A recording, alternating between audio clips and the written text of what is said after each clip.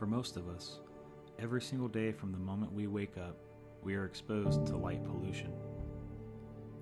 Eventually we roll out of bed and flip on the lights, only to let our eyes adjust to how bright they are.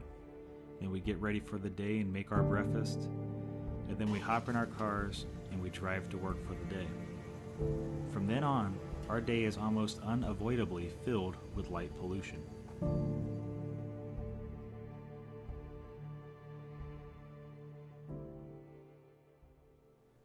Light pollution comes from a vast variety of different sources, including our cell phones, our computers and TVs, the buildings that we live and work in, the transportation sector, including cars, trucks, trains, boats, and planes, and even advertisements that are constantly trying to get our attention. Now, while lights are considered a necessity to help keep society running all hours of the day, they can also be considered a nuisance that impacts the health and well-being of humans, wildlife, and the environment. For this reason, light is considered a source of pollution. As the use of LEDs and the use of personal electronic devices has become increasingly popular, we have learned that the blue light from these devices can disrupt our sleeping patterns and affect our circadian rhythm.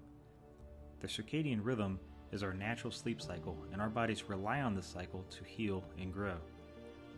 When our sleep is disrupted by blue light, we expose ourselves to a variety of other health risks because our bodies are not able to process and manage pollutants, hormones, and cell production. In our modern day society, we are almost constantly exposed to blue light from our cell phones, computers, and televisions. While the effects of sleep deprivation caused by blue light varies from person to person and in some cases can be negligible, it has been observed that nighttime light pollution can cause loss in sleep time and quality, impaired daytime functioning, and even health issues such as obesity. These side effects of sleep loss may seem easy to brush off, and oftentimes people pride themselves in their ability to power through. But these concerns might have a greater impact than meets the eye. The CDC has declared insufficient sleep a public health concern, and it has also been estimated that from an economic standpoint, insufficient sleep is one of the largest causes of lost productivity and economic growth. These effects will eventually take a larger and larger toll on society unless we find a solution to prevent it.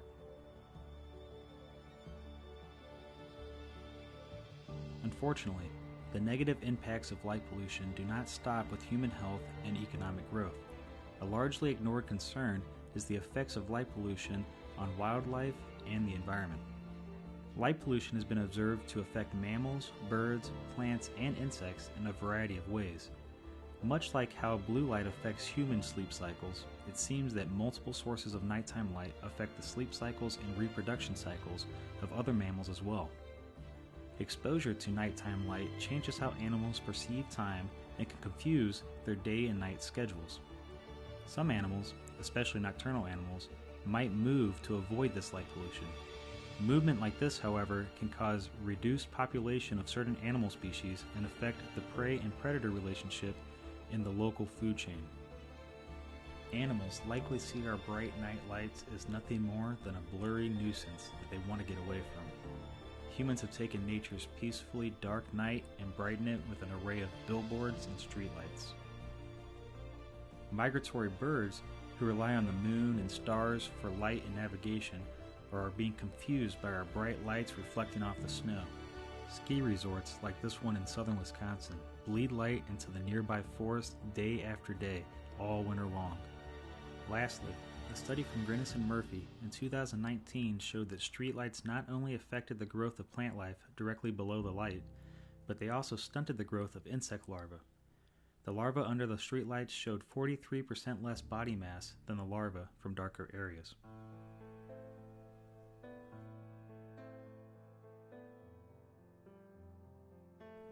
The question is, what will we do with this information? Will we continue to watch nature documentaries in our well-lit living rooms while the very nature we are admiring is being polluted and the wildlife being driven out of their homes from the obnoxious light beaming from our windows? Maybe it's time to raise awareness on light pollution and the impacts it has on all living beings. Maybe it's time to increase regulations on light pollution and decide what is needed and what can be lived without. What can we do to shed some light on this issue?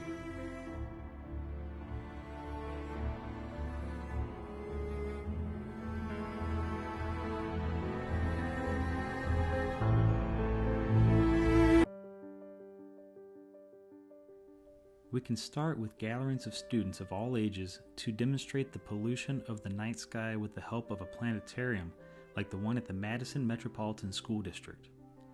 We could ask the students to think about how long during a typical day, week, or month are they not exposed to some kind of light. Is it only when they're asleep, or even then, is there an annoying street light shining through the window, a muted TV on, or the soft glow of a nightlight?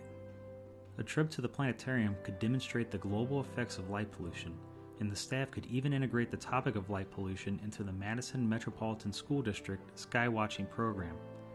From this, we could teach students about light pollution and then have them track changes in the night sky to look for potential improvements in their own neighborhoods. With increased awareness and action, we can begin to rethink our lighting needs, and hopefully someday stop lighting pollution in its tracks.